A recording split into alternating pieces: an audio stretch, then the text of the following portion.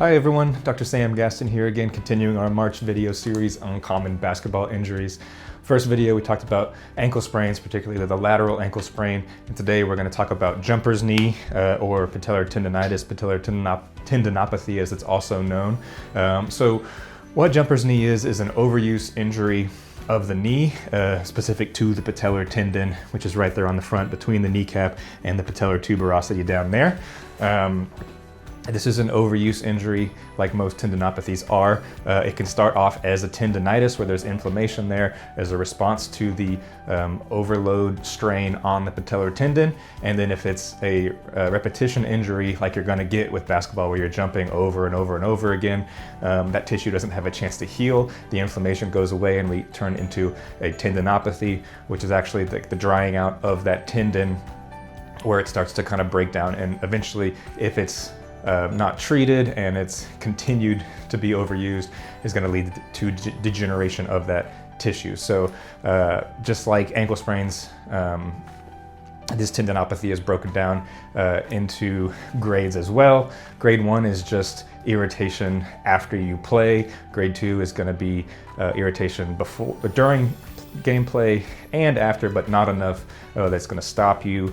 Grade 3 is going to be where your performance starts to be affected by it, and grade 4 is where you could potentially degenerate it so far that it tears fully. It needs to be surgically repaired. So recovery from this is going to look similar to what we're going to do with the ankle sprain. We do need to ice it some if it's in the early stages when there is still inflammation there, just to get some of the swelling down. And then again, movement's going to be key. Rehab strengthening is going to be important. With strengthening, like we like to do with other tendinopathies when we're treating golfer's elbow, tennis elbow, things like that, you want to do some isometrics where you're loading the joint without actual movement to try to build some of that tendon strength after you fatigue through the muscle.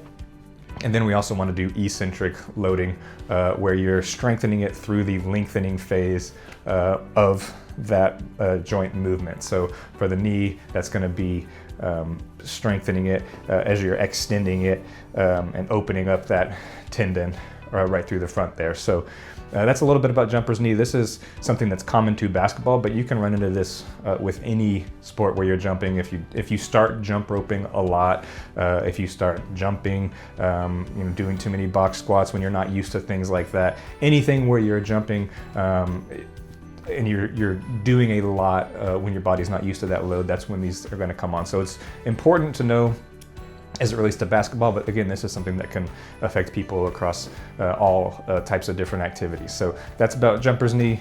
Tune in next week and we'll focus on some more injuries common to basketball.